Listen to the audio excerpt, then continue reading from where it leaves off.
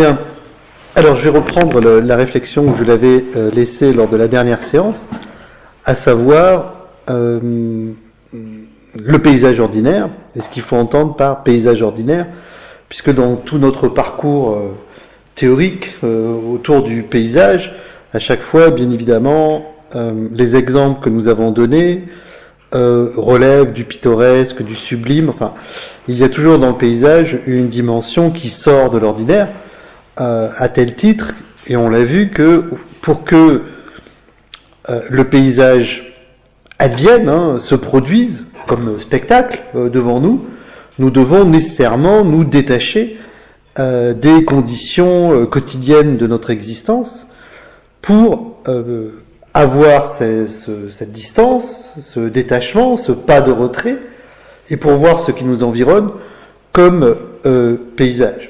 C'est pourquoi, comme je l'ai indiqué lors de la dernière séance, il semble que l'expression de paysage ordinaire soit presque paradoxale, puisque là où le paysage implique ce détachement et va vers l'extraordinaire, l'ordinaire, au contraire, nous replongerait dans les conditions quotidiennes de notre existence. Alors je vais toutefois montrer qu'on peut parler de paysage ordinaire et que dans le paysage ordinaire, il y a quelque chose que l'on n'a pas encore vu à propos du paysage et qu'il est très intéressant de souligner. Mais avant de parler du paysage ordinaire, je voudrais quand même parler de l'ordinaire en lui-même.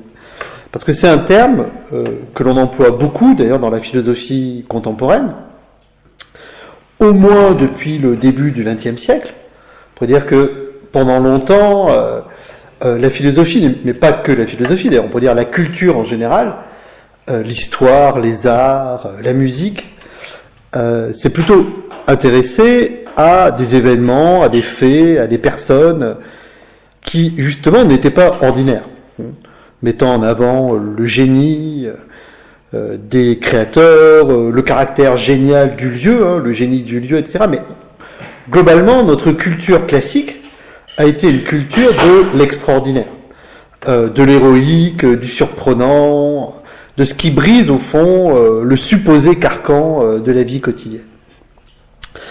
Et dans les arts eux-mêmes, même si, bien évidemment, l'art flamand avait d'une certaine manière porté son regard vers les choses ordinaires, mais les arts eux-mêmes maintenaient au fond cette hiérarchie des sujets entre les sujets nobles, les sujets on pourrait dire un peu moins nobles, et même si d'ailleurs le tableau s'intéressait à des choses ordinaires, la manière dont il le faisait n'était pas ordinaire.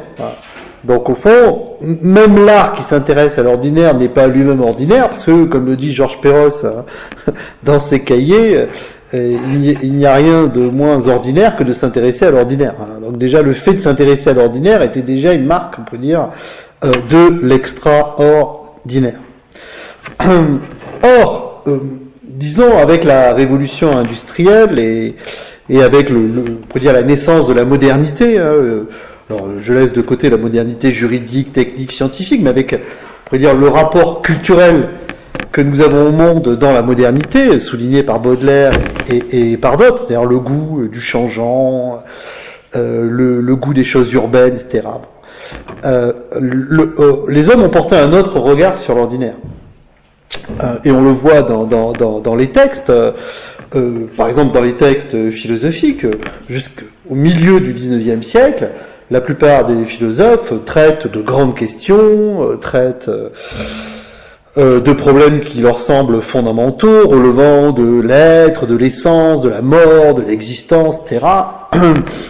Et assument totalement le fait que le discours philosophique est un discours qui se détache des discours communs, ordinaires, et qui prétend montrer le monde sous un véritable regard, alors que les discours ordinaires resteraient dans les opinions vagues, au fond, dans un régime de fausseté.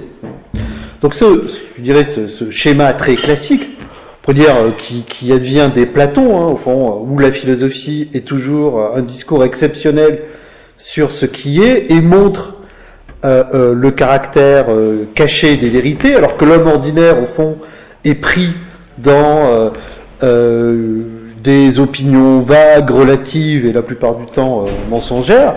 Cette dichotomie traditionnelle, au fond, s'efface avec le XIXe siècle, pour différentes raisons. La première, c'est que la plupart des philosophies modernes vont attaquer cette hiérarchie du sens entre le noble et le moins noble, entre le supérieur et l'inférieur, entre le vrai et le faux. Par exemple, Nietzsche remet en cause les catégories du vrai et du faux, considérant au fond que elles sont relatives à des perspectives individuelles et subjectives, etc. Mais remettant en cause ces grandes hiérarchies qui structurent le monde, et d'ailleurs pas que les hiérarchies, on peut dire, philosophiques, hiérarchie religieuse, hiérarchie politique, etc. Bien évidemment, la distinction entre l'extraordinaire et l'ordinaire, elle-même vacille, et l'ordinaire se voit considéré de manière plus positive. Et on le voit par exemple chez Nietzsche lui-même, qui dans ses textes n'hésite pas à parler de sa vie, à parler de son régime alimentaire, à parler de la manière dont il conçoit ses promenades, ses lieux de vie, etc. Des thèmes qui n'apparaissaient pas dans les textes philosophiques, peut-être dans la correspondance privée des philosophes, mais certainement pas dans leurs textes. Et Nietzsche, dans un de ses derniers textes, qui s'appelle Ecce Homo, voici l'homme, reprenant la fameuse, supposée phrase attribuée au Christ, Nietzsche décrit sa vie ordinaire, ses choix alimentaires, ses choix de climat, etc. Et il dit qu'il n'y a pas de honte à faire cela, que au fond le vrai sens de la vie, il est dans la vie ordinaire, et non pas dans la quête des essences cachées derrière les apparences du monde, etc. Il n'est pas le seul. À la même époque, aux États-Unis, Thoreau, par exemple, effectue, on peut dire, le même geste.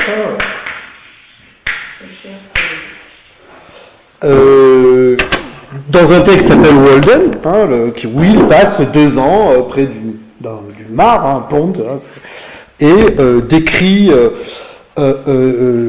sa vie et essaie de trouver un sens dans cette vie ordinaire. Alors, il y a différents épisodes, il y en a un qui est très fameux, il plante des haricots, il les regarde pousser, et il les plante un 4 juillet, donc pour un Américain ça a une valeur, en disant que la véritable fondation, c'est justement de planter des haricots, et non pas de parler des je sais pas moi, des Pilgrim Fathers ou de la Constitution de George Washington, etc. Lui, son geste, c'est de s'abaisser pour planter des haricots, etc. Donc Nietzsche, comme Thoreau, dès le 19e siècle, font entendre un autre discours dans la philosophie, qui est, au fond, de se détacher de la quête des essences, des fondements, des principes de toutes les choses, pour réconcilier, d'une certaine manière, la philosophie et ce qui est là, autour de nous, à savoir les besoins quotidiens, les discours quotidiens, les gestes quotidiens, etc. Cette perspective-là, sur l'ordinaire, elle est prolongée au XXe siècle par différents philosophes, que ce soit Heidegger, Husserl, Wittgenstein, dans le retour au langage ordinaire, Austin, etc. Je ne vais pas parler parce que ce serait trop long, mais pour dire au fond que la question de l'ordinaire, elle hante la modernité, au fond. Et c'est pas un hasard si, bien évidemment, pour ce qui concerne le paysage, on a beaucoup de représentations de paysages ordinaires, parce que, au fond, c'est comme si, avec la modernité, les hommes s'étaient tournés positivement vers l'ordinaire. Ils ne l'avaient plus rejeté, parce que, bien évidemment, j'ai parlé de la critique platonicienne, mais il faut songer aussi à la critique religieuse de l'ordinaire. Bien évidemment, l'homme ne pouvait pas chercher son salut dans les choses banales de la vie quotidienne, mais il devait là aussi aspirer à une forme de transcendance, etc. Donc le discours philosophique comme le discours religieux ont créé des dispositifs de disqualification de la vie ordinaire, des gestes, des besoins, des désirs ordinaires, des discours ordinaires, au profit toujours d'une quête du transcendant qui serait censée éclairer le sens de la vie en dévoilant ses vérités ultimes, etc. Or, la philosophie moderne, et je dirais pas simplement la philosophie, mais la culture moderne, me semble-t-il, est très sceptique vis-à-vis de cette quête des vérités ultimes. Globalement, elle a plutôt adopté une position relativiste et sceptique concernant la recherche de la vérité, ce qui d'ailleurs est tout à fait conciliable avec le développement de la démocratie. Parce que bien évidemment, pour dire, dans l'ancien régime platonicien chrétien, pour dire, comme Nietzsche parlait, associant toujours Platon et le christianisme, dans cet ancien régime-là, la distinction du supérieur de l'inférieur était aussi fondée, bien évidemment, sur une structure politique. À partir du moment où l'homme croit qu'il n'y a plus de vérité ultime, ou en tout cas qu'il n'est pas capable de les découvrir, il va de soi que politiquement, ça a certaines conséquences, parce qu'il ne peut plus asseoir le régime politique sur la détention d'une vérité ultime qui serait celle d'un groupe, oligarchie, ou celle d'un individu, monarchie. Et donc, bien évidemment, cette culture de l'ordinaire, cette culture relative sceptique, va de pair avec l'émergence de la démocratie comme régime sceptique. Parce que, bien évidemment, pourquoi nous acceptons de débattre avec tout le monde? Précisément parce que nous avons plutôt des positions ouvertes par rapport à ce que nous tenons mordicus comme vrai. Sinon, nous n'accepterions pas de les discuter. La démocratie, on pourrait dire, étant au fond l'expression politique du relativisme culturel, du scepticisme culturel de l'homme moderne, qui, précisément parce qu'il ne détient pas la vérité, accepte la pluralité des opinions et accepte le régime de débat, de confrontation publique qui caractérise fondamentalement la démocratie. Enfin, en tout cas dans sa version idéale. Après, dans ses réalisations historiques, là, peut-être il y aurait d'autres aspects qui montreraient que elle est rarement suivie. Parce que bien évidemment, la démocratie n'est pas qu'un régime de vérité, c'est aussi un régime de pouvoir, etc. En tout cas, ce qui est sûr, c'est que ce goût de l'ordinaire, ce tournant vers l'ordinaire caractérise notre culture moderne. Mais en même temps, ce qui est frappant, c'est que ce tournant vers l'ordinaire, et ce tournant vers l'ordinaire comme pour se réapproprier son monde, qui lui avait été exproprié justement par la disqualification platonicienne ou chrétienne, qui dévalorisait les choses d'ici-bas, comme étant fausses, relatives, changeantes, sans intérêt, l'homme devant trouver les vérités ultimes, c'est-à-dire les vérités universelles, permanentes, nécessaires, ne pouvait pas les trouver dans les choses ordinaires, puisqu'elles étaient justement relatives, passagères et peut-être mensongères. Cet homme-là, au fond, ayant renoncé à ce système hiérarchique, croit, en se tournant vers les choses ordinaires, se réapproprier la réalité. Comme le dit un des premiers textes de Marx, commentant Hegel, au fond, la modernité, c'est le passage du ciel à la terre. Alors qu'on a été, au fond, aliéné, dépossédé de nos vérités par la religion ou, d'ailleurs, par le capital, qui n'est rien d'autre pour lui que la poursuite de la religion, mais par d'autres moyens, de nos propriétés dans un ciel d'idées, dans un au-delà, etc., la modernité se caractériserait par le fait que l'homme veut se réapproprier sa vie et les choses ordinaires, et donc retourner vers le monde, retourner vers les choses banales, pour y trouver un sens. Or, et c'est là où c'est intéressant, ça ne s'est pas tout à fait passé comme cela. Il y a indéniablement dans la modernité ce mouvement vers les choses ordinaires et cet intérêt positif vers les choses ordinaires.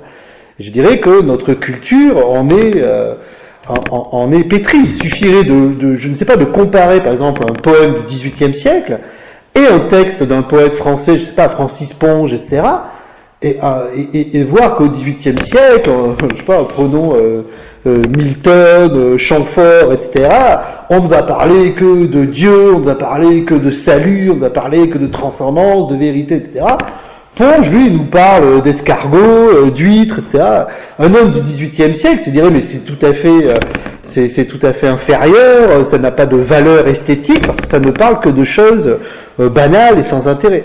Donc bien évidemment, il y a ce mouvement-là dans la modernité de se tourner vers l'ordinaire et de le valoriser. C'est-à-dire de contrer ou de contrecarrer la disqualification traditionnelle de l'ordinaire par, au fond, le dispositif de l'ancien régime, qui était un dispositif hiérarchique, considérant qu'il y avait des degrés de sens, et que le sens le plus haut, c'était toujours les vérités éternelles, immuables, ce que Platon appelait les idées, les essences qui ne changeaient pas, etc. Alors que l'homme, pour dire moderne, ne dédaigne pas prendre du plaisir et même trouver une certaine vérité dans le changeant, dans ce que Baudelaire appelle la mode, le passager, etc., le fuyant. Baudelaire d'ailleurs étant lui-même tiraillé entre les deux, parce qu'à la fois il est tourné vers la modernité et tourné vers l'idéal platonicien. Baudelaire étant une personnalité esthétique très intéressante, parce qu'il y a chez lui à la fois la persistance de l'ancien monde, hein, c'est-à-dire l'idéal, spleen et idéal, hein, l'idéal, les essences pures, hein, le monde de la volupté, le monde idéal, etc., dont il rêve dans plusieurs poèmes, Anywhere Out of the World, hein, n'importe où hors de ce monde, mais dans un monde pur. Donc il y a chez Baudelaire cette aspiration traditionnelle à la transcendance, à l'immuabilité, à l'essence, on pourrait dire, aux choses pures, vraies, impermanente, hein. Et puis il y a chez lui le goût du passage, le goût de l'ordinaire, le goût de la banalité, dans les petits poèmes en prose, dans le regard qu'il porte sur Paris, sur les passantes, sur les choses ordinaires qu'il observe dans la vie parisienne, et lui-même est tiraillé au fond. Et bien évidemment, ce qui pour nous est le plus intéressant, c'est de ce deuxième aspect, ou plus exactement la tension entre ces deux aspects-là. Mais par l'aspect de rappel de l'idéalisation, au fond, il fait appel à sa culture classique, il n'est pas très intéressant, on lirait ça chez d'autres, etc. Par contre, par son goût du passager, hein, de ce qu'il appelle la mode, hein, l'époque, la mode, etc., le beau est là, le beau bizarre, comme il dit, c'est ça, c'est ce beau passager, changeant, fluctuant, comme les choses modernes, rapides et éphémères. C'est par cet aspect-là qu'il est intéressant. Donc il est indéniable qu'il y a ce mouvement vers l'ordinaire. Sauf que là où on attendait une forme de réconciliation, elle n'a pas forcément eu lieu. C'est-à-dire que, alors même que l'homme se tournait vers son monde terrestre, vers la terre, comme dit Marx, hein, pour se l'approprier, plus il s'intéresse à l'ordinaire, plus il s'aperçoit au fond que l'ordinaire est beaucoup plus fuyant qu'il ne le croyait. Hein. Et donc il ne faudrait pas croire que, parce qu'il a mis fin au système de l'Ancien Régime, hein, à hiérarchie entre le monde terrestre, le monde supraterrestre, entre le passager et l'éternel, au fond, il va se réapproprier le passager et il va y trouver un sens. Non, et ce qui est frappant, c'est que on s'aperçoit justement que l'ordinaire est beaucoup plus énigmatique, hein, beaucoup plus troublant, hein, ce que Freud a appelé l'inquiétante étrangeté, hein, de l'ordinaire, etc., que ce que l'on croyait. Donc, l'homme s'est tourné vers l'ordinaire, mais en même temps, on pourrait dire que plus il s'est tourné vers l'ordinaire, plus l'ordinaire l'a fui. De sorte qu'on est arrivé à un paradoxe qui est, alors qu'auparavant l'idéal semblait inaccessible, parce qu'il était supérieur et l'homme était un être fini, donc il était très rare qu'il puisse véritablement accéder à cet idéal, à part quelques mystiques qui pensaient véritablement avoir vécu des unions en Dieu, etc. Mais bon, ce sont des mystiques, hein, et nous sommes que des mortels, on pourrait dire, ordinaires. Mais le même problème, d'une certaine manière, s'est reposé pour l'ordinaire. C'est-à-dire que, on pourrait dire que la culture classique était toujours une culture de l'inaccessibilité de l'éternel. Hein. Et donc, on aspirait à, mais au fond, rares étaient ceux qui pouvaient véritablement accéder à cette éternité. On recherchait la gloire du point de vue politique, les héros, etc. On cherchait la gloire littéraire. Donc il y avait cette aspiration au permanent, hein, à l'éternel, au vrai, à ce qui ne change pas, etc. Parménide, dans un des premiers textes philosophiques, disait voilà, c'est la sphère. Hein. C'est une sphère, ça ne bouge pas, c'est parfait, etc. Ça c'est l'être, ça c'est la vérité. Donc il y avait cette aspiration au vrai, à l'éternel, à ce qui ne change pas.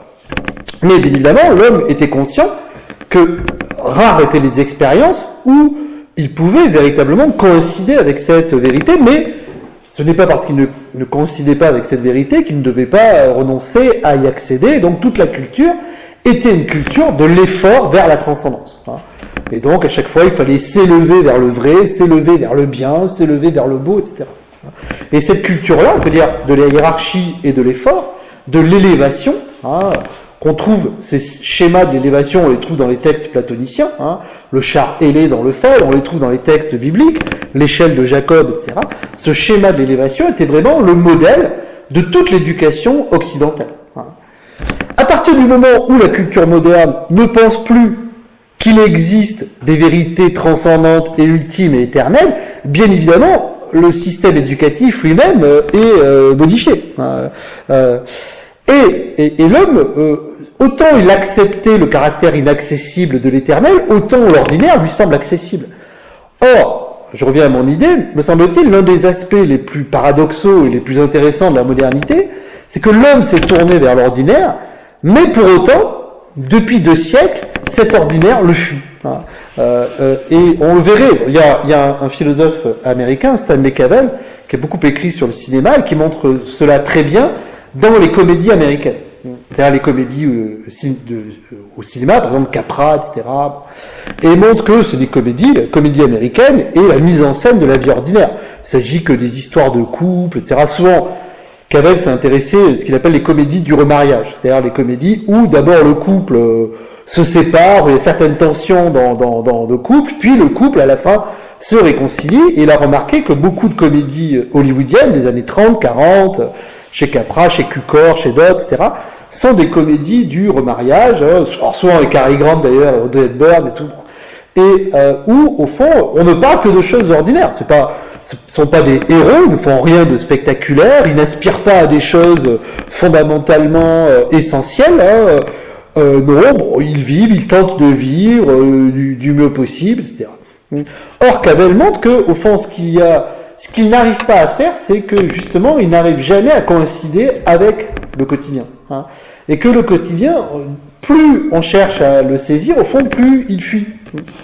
Et c'est ça, l'un des grands paradoxes de la modernité, c'est que la modernité a cru que le terrestre, l'ordinaire, le banal, le quotidien étaient foncièrement accessibles par la technique, par la science, par l'éducation, alors que les idéaux antiques ou classiques, eux, étaient trop hauts, trop supérieurs, et que l'homme devait, d'une certaine manière, y renoncer.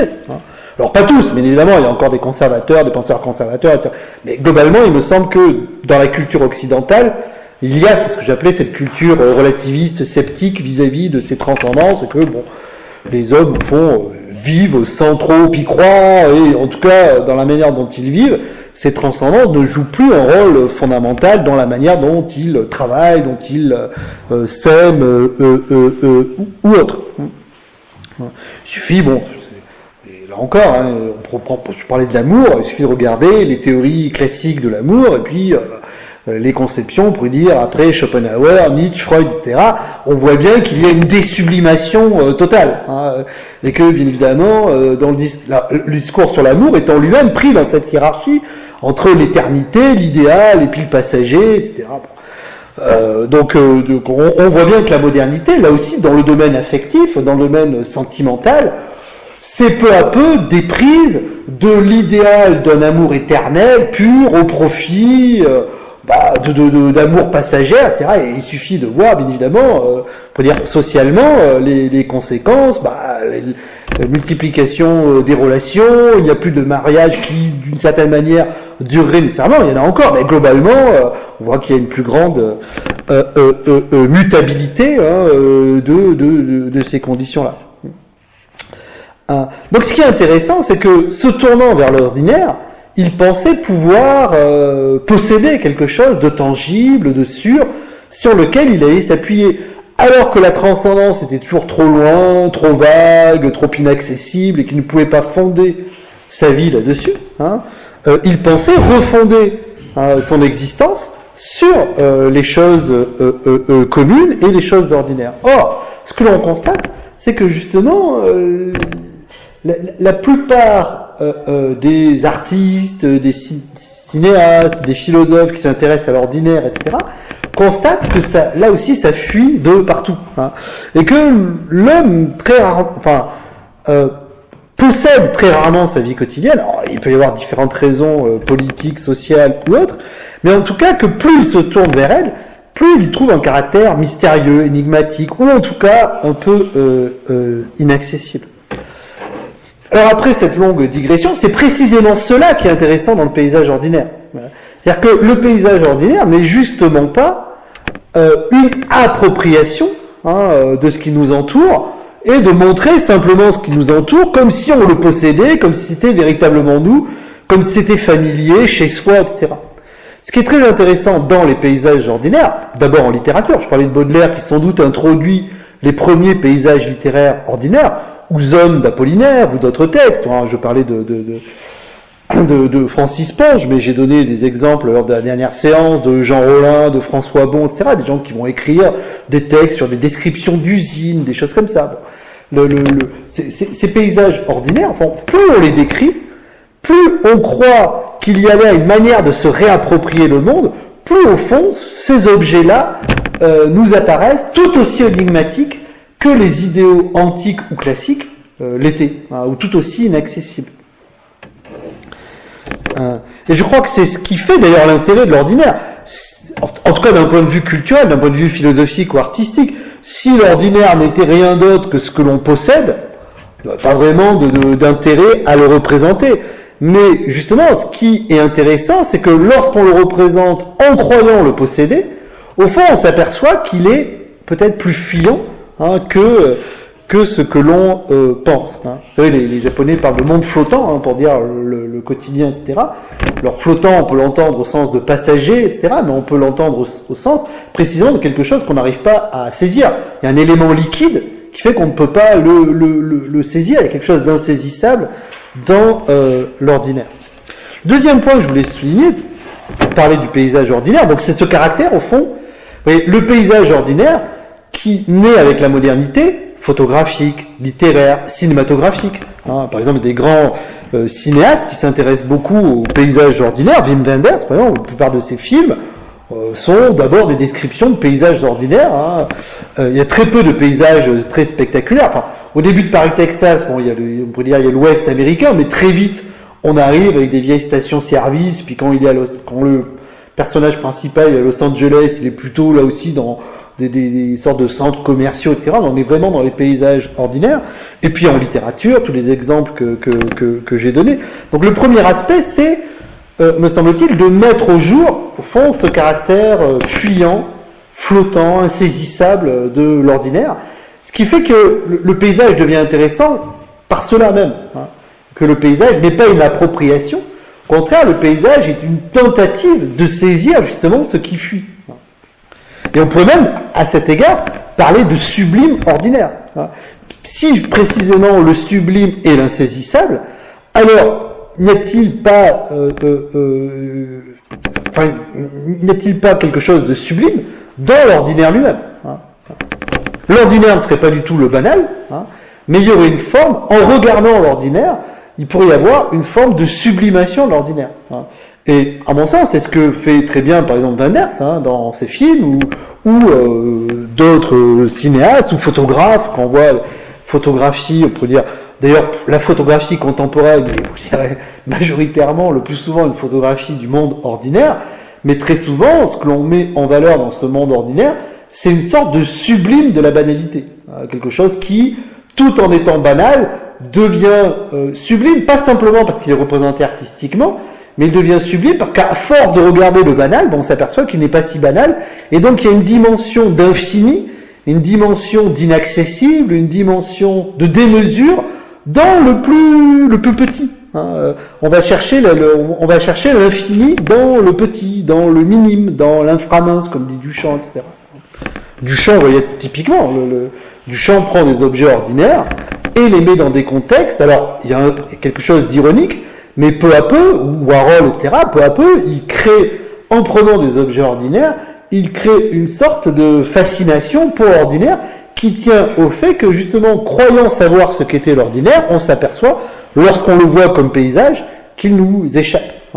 Et c'est cela, ce qu'on pourrait appeler le sublime de l'ordinaire, et qui fait, justement, cette tension, cette excitation, ce caractère magique de l'ordinaire. Dans un texte que j'avais consacré au motel américain, lieu éminemment banal, j'appelais ça la magie grise, sorte de magie du gris, du terne, du banal, etc. Qui fait que lorsqu'on regarde ce terne et ce banal, on s'aperçoit qu'au fond, il y a toujours quelque chose, même d'infime, qui nous échappe et qui, d'une certaine manière, n'est pas très différent de ce que les philosophes du XVIIIe siècle, comme Diderot, Burke ou Kant, appelaient le sublime, c'est-à-dire l'insaisissable, la démesure, etc. Troisième point, quand on parle de l'ordinaire, au fond, c'est un terme ambigu, parce que c'est un terme qui est à la fois descriptif et normatif. Je m'explique sur ce point. La plupart des des adjectifs que nous utilisons, au fond, sont soit descriptifs, soit normatifs. Quand ils sont descriptifs, ça veut dire qu'ils constatent simplement la qualité d'une chose. On peut dire le rideau est rouge, hein, c'est un jugement descriptif. C'est-à-dire le rouge est simplement une qualité qui appartient à ce rideau ou qui appartient à notre expérience de rideau, mais qui n'implique aucune norme. Donc qui se réduit simplement à constater la qualité d'une chose sans prendre position sur cette qualité. Sans dire que ce serait très différent de dire que ce rouge est plaisant. Là, on a un jugement normatif. Pourquoi ? Parce que quand on fait appel à une norme, on fait appel à une valeur. C'est-à-dire à ce qui doit être ou ne doit pas être. Il peut y avoir dans nos jugements, dans nos opinions, des choses qui relèvent du descriptif. Nous décrivons des états de choses, mais la plupart du temps, et malheureusement d'ailleurs, la plupart du temps, nos jugements sont plutôt normatifs que descriptifs. Enfin, malheureusement, en même temps, ce serait, si notre langage se réduisait à une description non normative du monde, il serait sans doute ennuyeux. Et que, bien évidemment, nous discourons parce que précisément avec autrui, précisément parce que nous faisons appel à des normes. Sinon, la science nous suffirait à décrire le monde, etc., et on n'aurait pas besoin de discourir. Mais ce qui est sûr, c'est que le descriptif n'est pas le normatif. Pourquoi ? Parce que le normatif va impliquer des valeurs, va mettre en jeu des valeurs. Et une valeur, au fond, c'est un dispositif de valorisation ou de dévalorisation de quelque chose.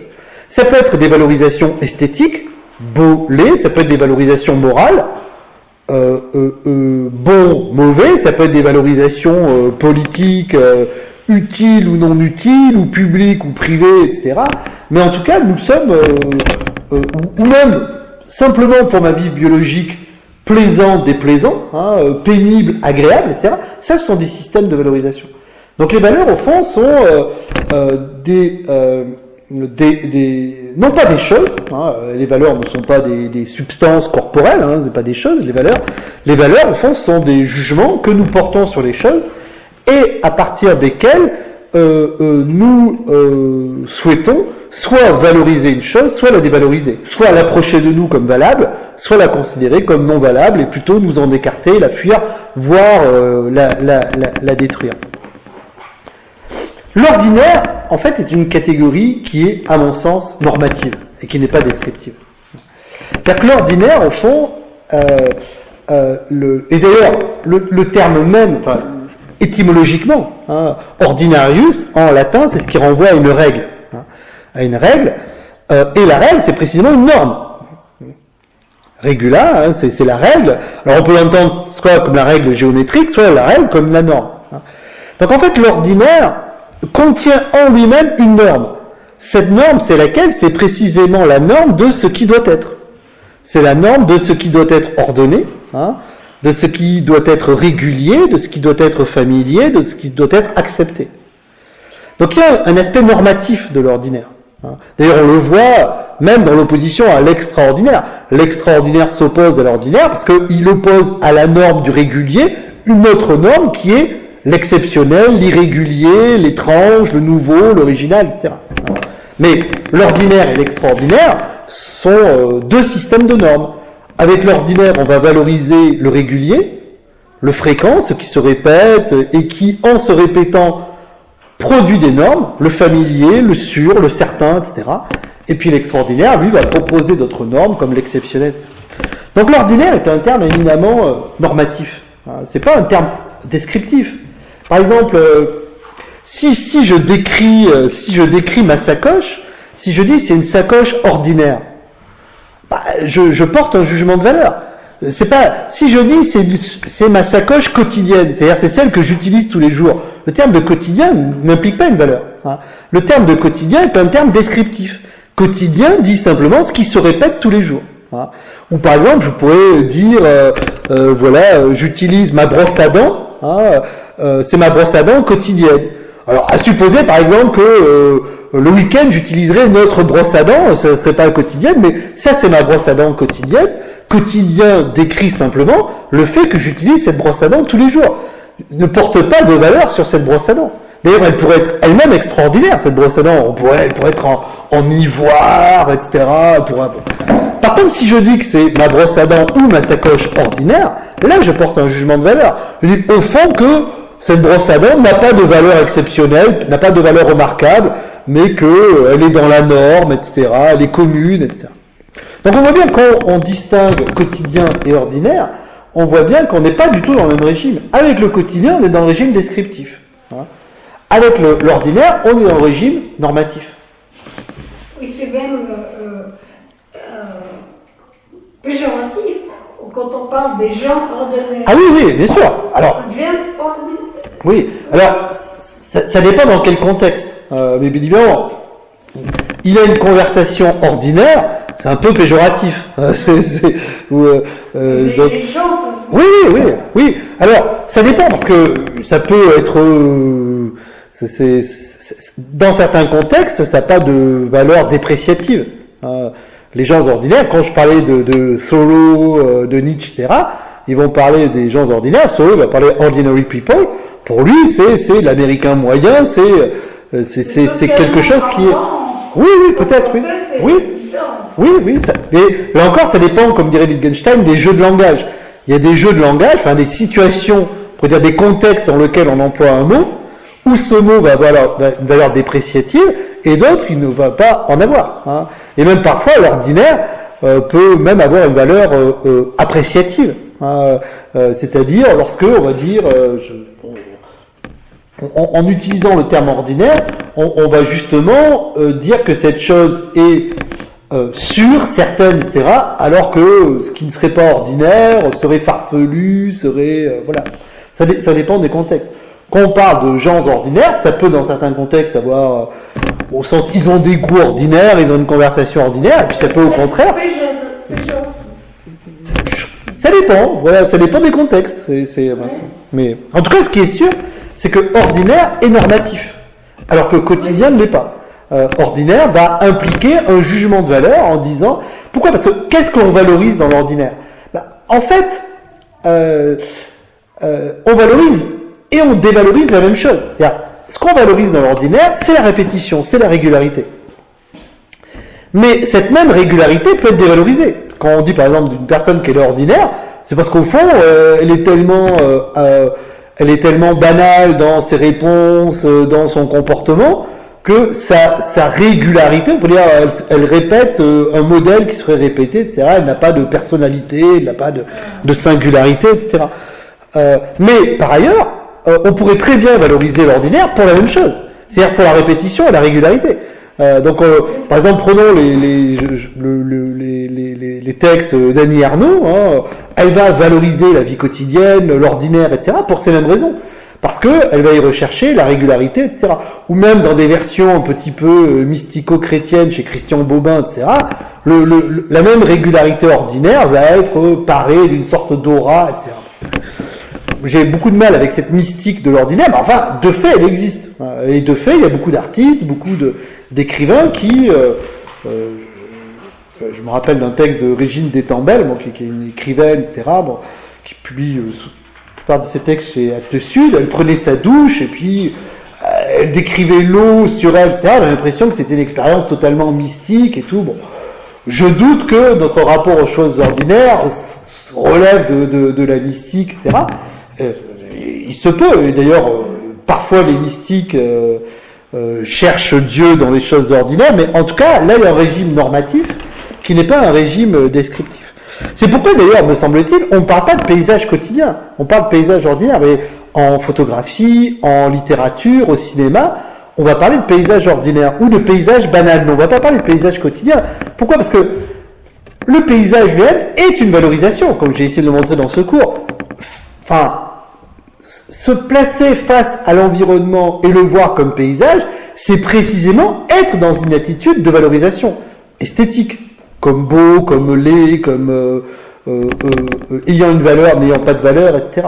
Le terme de quotidien ne relève pas du registre des valeurs. Le quotidien, en latin, quodiebus, ça veut dire combien de jours. Donc quotidien, ça veut dire littéralement ce qui se reproduit tous les jours.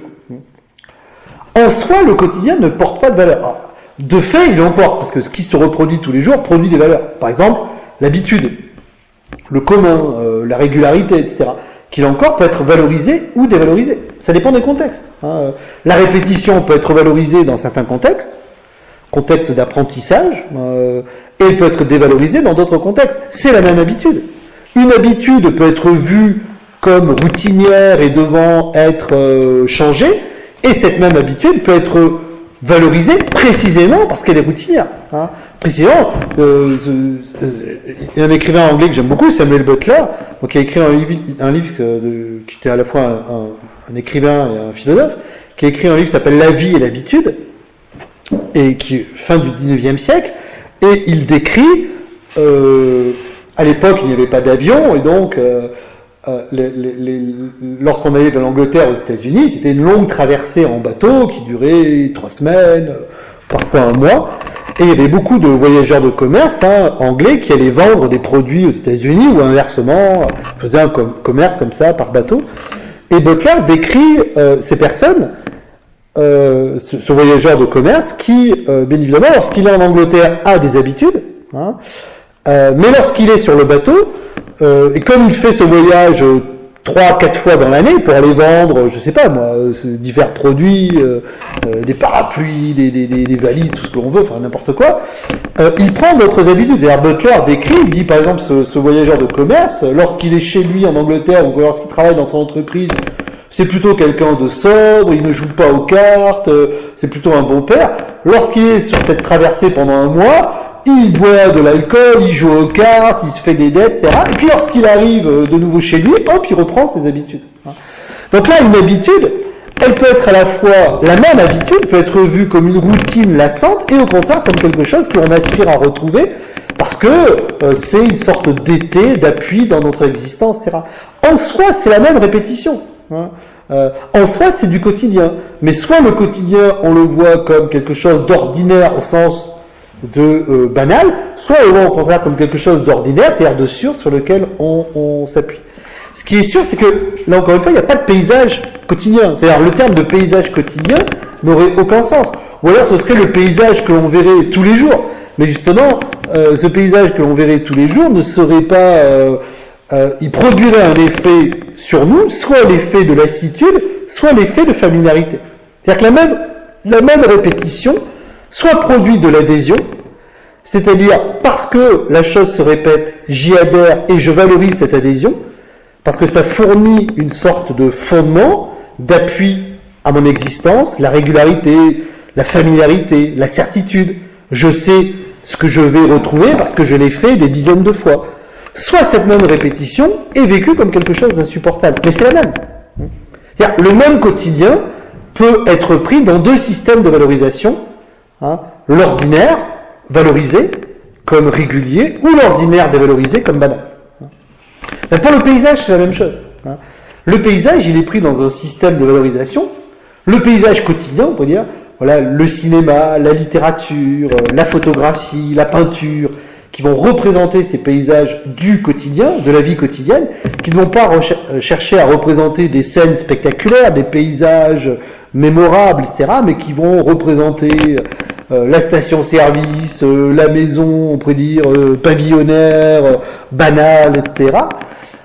Il y a un artiste qui fait ceci très bien, c'est Éric Tabuchy, s'appelle Atlas des formes contemporaines, on le trouve ça sur internet, et là, la semaine dernière j'étais à Clermont-Ferrand, il y avait une exposition de ses œuvres, d'ailleurs c'est pour ça que je me suis déplacé, parce que, pour voir un peu ses œuvres, et donc c'est des photos, là les dernières sont des vaches, donc comme ça, dans des champs, il y a un peu de brume, etc., mais bien évidemment, quand on voit cette photo, on se dit, quel intérêt, l'homme ordinaire, justement, ne supportant pas son ordinaire, lui, voudrait des paysages islandais, des paysages africains, enfin, il voudrait quelque chose de spectaculaire, ou même si c'est un paysage français, il voudrait que la mise en scène donne un caractère un peu spectaculaire. Or, pas du tout.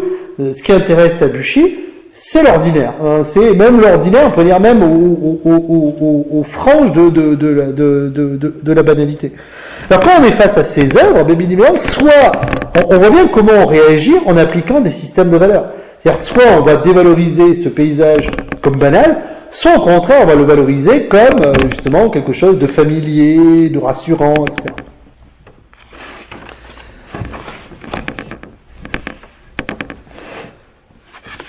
Pour comprendre cela, et ce sera mon dernier point, ce système de valorisation-dévalorisation, au fond, le banal, on pourrait dire, c'est l'ordinaire dévalorisé, le familier, c'est l'ordinaire valorisé. La même répétition, soit on peut la prendre comme familière, c'est-à-dire comme rassurante, familière au sens où on se sent chez soi, c'est quelque chose que l'on connaît, que l'on a fait, qu'on peut répéter, et qui nous rassure. Soit au contraire, cette même répétition, on peut la voir comme banale, c'est-à-dire comme routinière. Donc soit la répétition produit de la lassitude, soit elle produit au contraire de la fermeté. Quelque chose que l'on...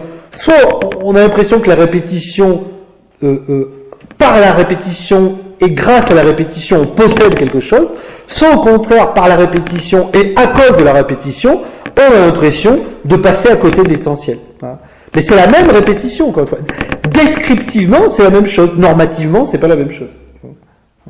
Et c'est pour ça que, d'ailleurs, on peut dire, la culture est normative. La culture ne pose... La science doit être descriptive.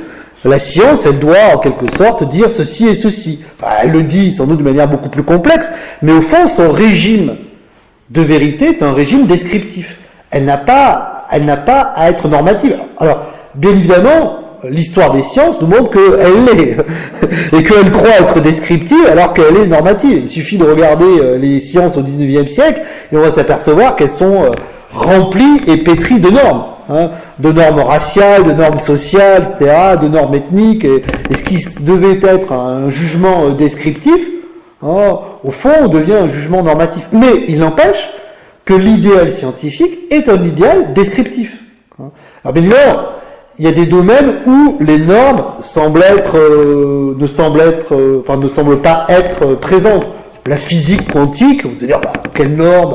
Mais de fait, on s'apercevrait que même là, par l'histoire des sciences, on s'apercevrait qu'il y aurait des décisions normatives. Il suffit de voir, par exemple, même dans la physique quantique, comment certains se sont associés à des programmes totalitaires, à des programmes nucléaires, etc. Et on s'aperçoit que les normes apparaissent. Donc même la science, avec son idéal descriptif, n'est pas totalement imperméable à des normes. Alors bien évidemment, les sciences humaines, on peut dire, là c'est encore plus rempli de normes. La sociologie, la psychologie, l'histoire, la science politique, la philosophie, c'est éminemment normatif. Même si on voudrait aspirer à une langue purement descriptive, enfin est-ce qu'on voudrait vraiment? Parce qu'il y aurait peut-être un côté... les philosophes ont pensé arriver à cette langue purement descriptive. Leibniz, par exemple, il voulait une langue qui soit une langue mathématique, une langue formelle, une langue logique, qui puisse dire des jugements sur le monde sans faire appel justement à des valeurs culturelles, à des valeurs de telle ou telle société, etc.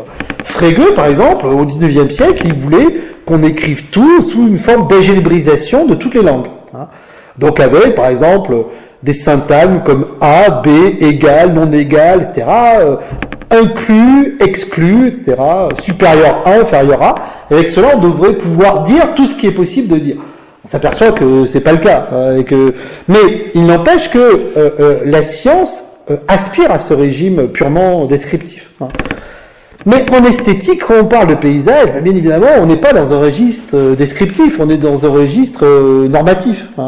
Et même la description, faire la description d'un paysage, si on devait ôter de tous les adjectifs ou les substantifs que l'on emploie des résonances normatives, on ne pourrait plus vraiment dire quelque chose. Alors, l'arbre est vert.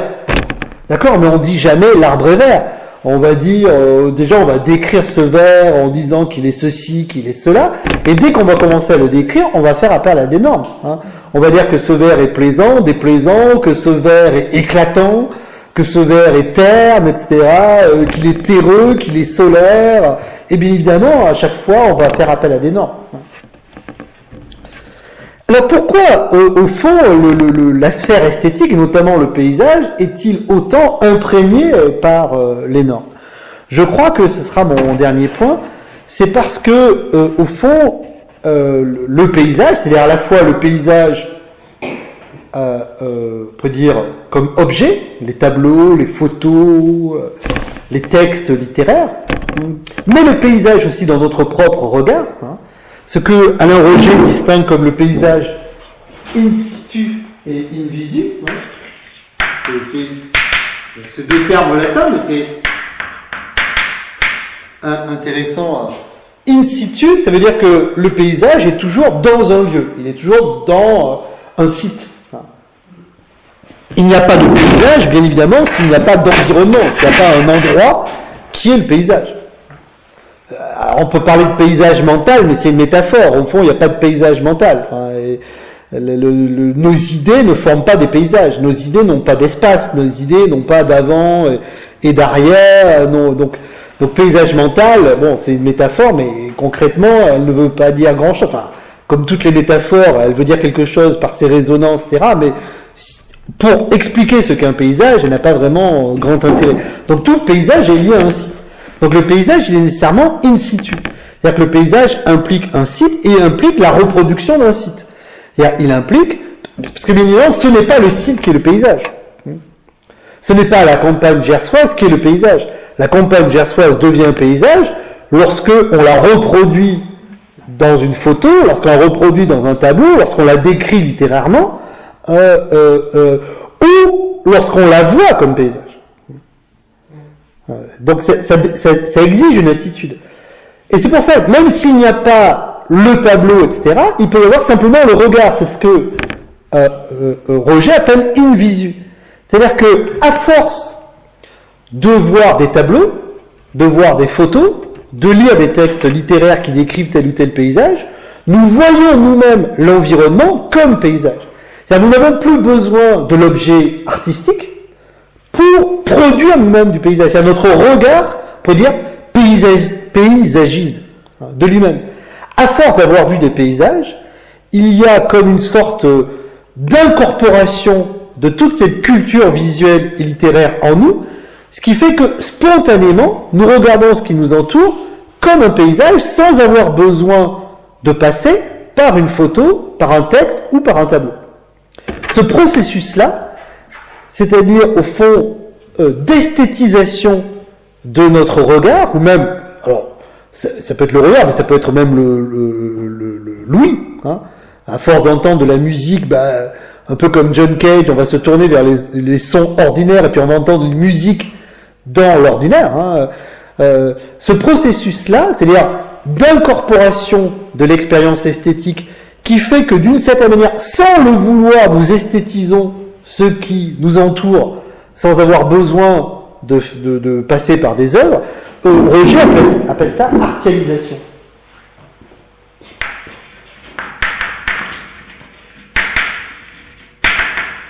C'est-à-dire que nous produisons de l'art sans l'art.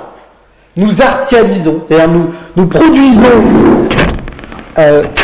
produisons des choses esthétiques sans même avoir besoin de produire des tableaux, d'écrire des textes, par notre simple regard, par notre simple sensibilité.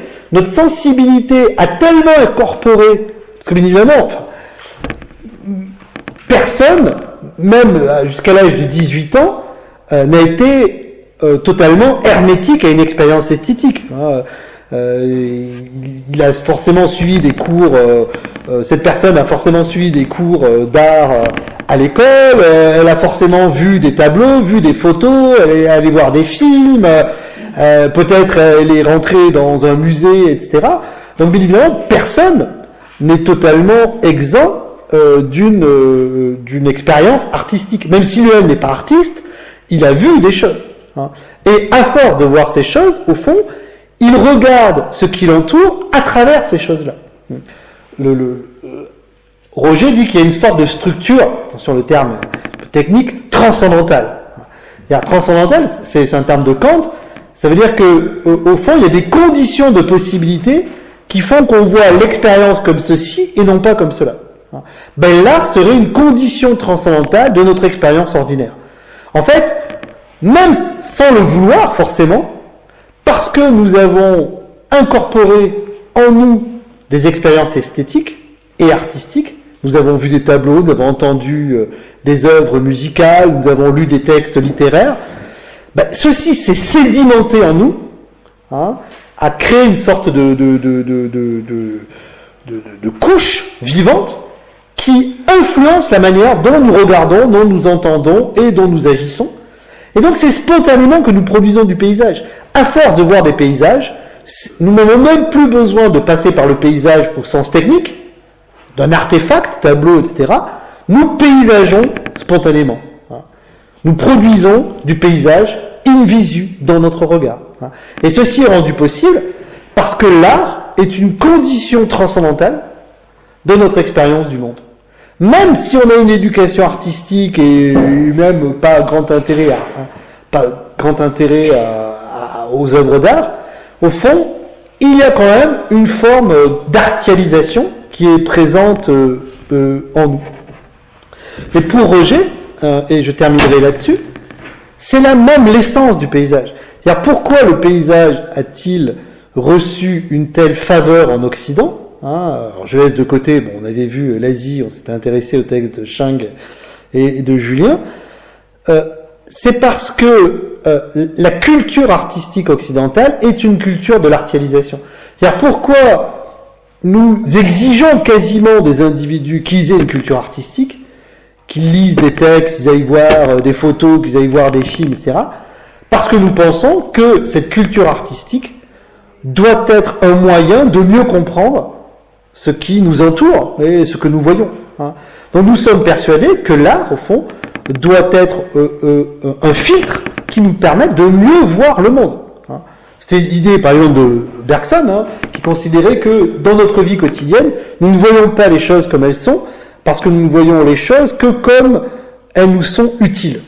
Et dans la vie quotidienne, au fond, ce qui domine, c'est le regard pratique, le regard pragmatique, qui fait que nous sélectionnons les choses en fonction de leur utilité. Et pour Bergson, seul l'artiste voit les choses comme elles sont et non pas comme elles sont utiles. Et donc en ce sens-là, l'artiste nous montre le monde sous sa face vraie, alors que dans la vie ordinaire, au contraire, nous interprétons le monde à partir de catégories pratiques qui nous masquent la vérité du monde, parce que le monde est filtré à travers notre regard pratique. Sauf que ce que ne voit pas Bergson, c'est que l'art aussi est un filtre. C'est que à force de voir des œuvres d'art, bien évidemment, lorsque nous allons à Venise, nous voyons Venise avec les yeux de Proust ou avec les yeux du Tintoret, parce que bien évidemment, avant d'aller à Venise, nous avons déjà vu des représentations de Venise où nous avons lu des textes sur Venise. De même, lorsque nous allons dans des paysages qui semblent sauvages, etc., au cœur de l'Afrique, bien évidemment, nous avons quand même vu des films, nous avons quand même vu des photos, où nous avons lu des textes, je ne sais pas moi, de Livingstone ou d'autres, de grands explorateurs, et bien évidemment, quand nous y allons, ce que nous voyons, nous l'empaysageons, in visu, c'est-à-dire nous en produisons du paysage. Pour l'ordinaire, c'est la même chose. C'est-à-dire que, au départ, bien évidemment, les choses ordinaires ne faisaient pas paysage, parce qu'il n'y avait pas reproduction de ces choses-là, parce qu'elles étaient banales et sans valeur. À partir du moment où le monde moderne a commencé à s'intéresser à ces choses ordinaires, Balzac, description des rues de Paris. Si vous prenez un texte du XVIIIe siècle, et Dieu sait si les écrivains du XVIIIe siècle sont bavards, Richardson et d'autres, ou Marmontel, c'est des romans de 2000 pages, des romans sentimentaux, c'est illisible Marmontel. Je ne sais pas si les gens sont lancés encore dans la lecture de Marmontel, et donc c'est toujours des histoires de jeunes filles et de jeunes garçons, des histoires sentimentales. Mais Marmontel ou Richardson, pour prendre un écrivain anglais, essayez de trouver une description de Londres et de Paris dans leur texte. Quasiment rien. Par contre, vous commencez à lire Rétif de la Bretonne, Balzac, etc., vous allez avoir des descriptions de rues et de rues ordinaires chez Balzac, ce qu'il appelle des physionomies. Donc, à partir du moment où l'ordinaire est décrit littérairement, à partir du moment où il est reproduit dans les tableaux, à partir du moment où il est reproduit dans les photos, ça s'artialise. C'est-à-dire, pourquoi nous regardons l'ordinaire comme quelque chose d'artistique? Parce que nous avons incorporé ces paysages ordinaires, et maintenant, nous regardons notre propre monde à travers, on peut dire, les yeux de l'art. C'est-à-dire que nous esthétisons notre environnement sans le savoir. Alors, d'une certaine manière, et je terminerai là-dessus, cette artialisation, comme dit Alain Roger, est peut-être un problème. devient un problème. Pourquoi? Parce que, bien évidemment, la plupart des œuvres que nous voyons, elles-mêmes sont remplies de valeurs, elles-mêmes sont remplies d'orientation, hein. Et puis, la plupart des œuvres que nous voyons, pour dire que de manière classique, avant l'industrie culturelle, ce que nous voyons était produit par des artistes. Alors qu'on les apprécie, qu'on les apprécie pas, c'était un fait. La situation de l'hypermodernité est très différente. Ce que nous voyons, ce que nous lisons, ce que nous entendons, n'est plus le fait globalement d'artistes. C'est le fait d'une industrie culturelle qui produit des œuvres d'art à la chaîne, etc. Et donc, ce que nous voyons a-t-il véritablement une valeur artistique? Le problème, c'est que nous l'incorporons quand même, et c'est à travers ce filtre-là que nous regardons la vérité. Donc, le problème de l'artialisation, Roger voit quelque chose de juste, sauf que son concept d'artialisation est un concept un peu idéaliste, un peu pur, parce qu'au fond, rares sont les individus qui n'ont vu que des Courbet, qui n'ont entendu que du Bach et qui n'ont lu que, je ne sais pas, que Baudelaire. La plupart, nous ouvrons la radio, nous regardons la télévision, nous sommes confrontés aussi à une production d'images et d'œuvres d'art dont la valeur artistique n'est pas forcément très bonne. Et pourtant, ceci s'incorpore. Hein, et ceci, nous le reproduisons. Hein. Lorsque dans la culture classique, vous devez apprendre l'Iliade et l'Odyssée par cœur, et donc dans l'Antiquité que vous reproduisez, forcément ça s'incorpore et vous regardez la réalité à travers l'Iliade et l'Odyssée. Lorsqu'à 18 ans, vous avez entendu en moyenne 15 000 slogans publicitaires, vous regardez aussi la réalité à travers ces 15 000 regards publicitaires. Donc le problème de l'artialisation, Alain Roger voit quelque chose de juste, il y a une artialisation. Sauf que cette artialisation est-elle véritablement esthétique? N'est-elle pas une artialisation produite par la société de consommation des images, des paysages, etc., par l'industrie culturelle, qui produit des textes, qui produit des sons, qui produit des images, des tableaux et des vues, que nous incorporons, et qui font que nous regardons le monde à travers ce prisme-là qui est loin d'avoir une valeur esthétique. Donc au fond, ce qu'il faudrait ajouter, me semble-t-il, à la théorie de l'artialisation de Roger, c'est une critique sociale de cette artialisation. Parce que bien évidemment, cette artialisation n'est pas pure, elle n'est pas que purement artistique. Nous ne sommes pas tout le temps dans des musées ou sur France Musique ou à lire une littérature honnête et intéressante. Pardon? Oui, bien évidemment, on est pur au sens, pas forcément au sens moral, etc. Mais d'ailleurs, l'art peut lui-même jouer avec les codes de l'industrie culturelle et de la production. Warhol, c'était le cas aussi. Donc ce que je veux dire par là, c'est que le paysage, je termine là-dessus, nous produisons du paysage, reste à savoir si nous n'en produisons pas trop. Parce que, au fond, les conditions de l'artialisation, chez Roger, quand on lit les textes de Roger, court traité du paysage, nu du paysage, etc., tous les exemples qu'il donne, c'est Dürer, c'est Patinir, c'est Baudelaire, etc. Mais notre artialisation est-elle de ce type-là? Un adolescent de 15 ans, il artialise plutôt à partir du rap, à partir d'Instagram qu'à partir de Dürer, etc. Alors je dis pas que ça soit moins bon ou moins bien, etc. Je dis que l'artialisation n'est pas purement esthétique, que la production des images est globalement une production industrielle, de même des sons et des textes. Alors pour la littérature, elle a peut-être mieux résisté que d'autres parce que les conditions matérielles de production sont un peu plus complexes, mais il n'empêche que. Et donc bien évidemment, ou même la publicité. Donc il n'empêche que incorporer tout cela, notre regard va être modelé par ces codes-là, et donc au lieu de voir un Dürer, on va plutôt voir une publicité pour, au lieu, dans un contexte d'avoir en tête un verre de Corneille, etc., on va avoir un slogan publicitaire. Ce que je constate très souvent chez mes étudiants. Là aussi, c'est du bon usage de la répétition. Hein, nous avons banni la répétition de l'apprentissage par cœur, sauf qu'il y a d'autres répétitions. Et que, n'ayant plus de par cœur, l'enfant est livré à des répétitions qui, elles, ne sont pas maîtrisées. Donc il vaudrait mieux compenser les répétitions sauvages et involontaires des slogans publicitaires ou autres, ou des phrases banales que l'on entend partout, par de bonnes répétitions. Au moins, Même s'il a l'impression qu'il perd son temps à apprendre des fables de La Fontaine ou des passages de Rabelais ou de Baudelaire, moi ça compense.